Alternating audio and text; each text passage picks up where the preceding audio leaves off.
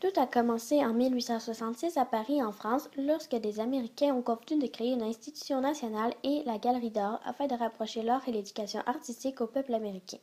C'est un avocat du nom de John Jay qui a proposé cette idée. Le projet s'est rapidement déplacé vers l'avant dès son retour aux États-Unis depuis la France. Sous la présidence de Jay, l'Union League Club de New York a rassemblé les dirigeants municipaux, hommes d'affaires, artistes, collectionneurs d'art et les philanthropes à la cause. Le 13 avril 1870, le Metropolitan Museum of Art a été constitué, l'ouverture au public dans le bâtiment d'Authworth au 681 Fifth Avenue.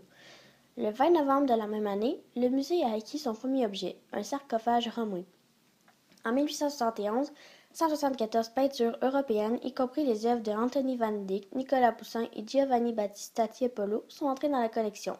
Le 30 mars 1880, après un bref passage à la Douglas Mansion à 128 West 4th Street, le musée est ouvert au public sur son site actuel sur la 5e avenue et de la 82e rue. Les architectes Calvarvo et Jacob Moule conçurent la structure gothique ruskinienne initiale de la façade ouest de ce qui est encore visible de la Lehman Wing Robert. La collection du musée a continué de croître dans le reste du 19e siècle. L'achat de 1874 à 1876 de la collection de l'art Cesnola chypriote, œuvre datant de l'âge du bronze à la fin de la période romaine, a aidé à établir la réputation de la Mecque comme un référentiel majeur d'antiquité classique. Quand le peintre américain John Kensett est mort en 1872, 38 de ses toiles sont venues au musée et en 1889, le musée a acquis 2 œuvres d'Édouard Manet. La façade du musée et le grand hall ont été conçus par l'architecte et fondateur fiduciaire du musée Richard Morris Hunt.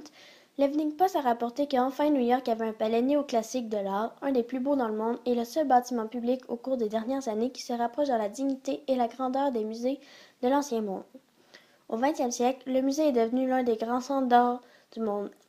En 1907, le musée a acquis une œuvre d'Auguste Renoir et en 1910, le MÉ a été la première institution publique dans le monde d'acquérir une œuvre d'art par Henri Matisse. L'ancienne statuette d'hippopotame égyptienne, qui est maintenant mascotte officielle du musée William, était entrée dans la collection en 1917. Aujourd'hui, la quasi-totalité des 26 000 objets anciens égyptiens du musée, la plus grande collection d'art égyptien en dehors du Caire, sont sur écran.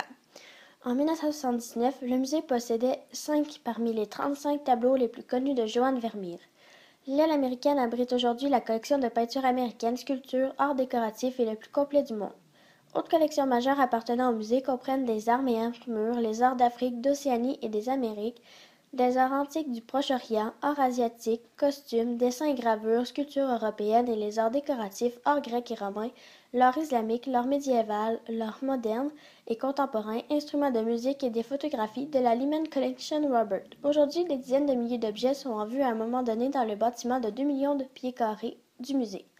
Avec l'expansion complète du bâtiment, Metropolitan Museum a continué à affiner et à réorganiser sa collection. En 1998, la galerie Art de Corée a été ouverte au public, remplissant une suite majeure de salles consacrées aux arts de l'Asie. Suite à des rénovations en 1999, les galeries d'art antique du Proche-Orient ont rouvert au public. En 2007, plusieurs grands projets à l'extrémité sud du bâtiment ont été réalisés, notamment la rénovation de 15 ans et la réinstallation de la suite complète de galeries d'art grecques et romaines. La galerie pour les arts de l'Océanie ont également ouvert en 2007, ainsi que les nouvelles galeries de peinture du 19e et du début du 20e siècle. Le 1er novembre 2011, de nouvelles galeries pour l'art des terres arabes, la Turquie, l'Iran, l'Asie centrale et plus tard de l'Asie du Sud sont ouverts au public. Thomas P. Campbell est devenu le 9e directeur du Metropolitan Museum of Art en janvier 2009 après s'être occupé 31 ans de Philippe de Montebello.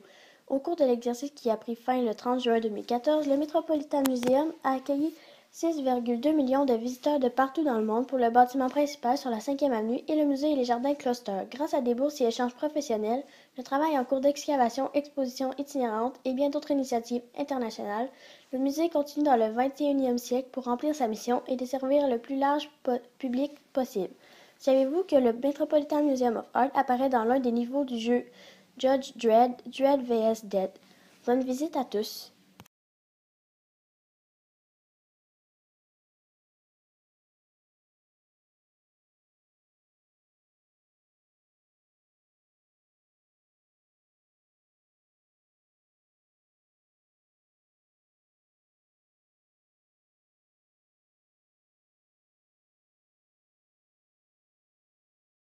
created using Powtoon.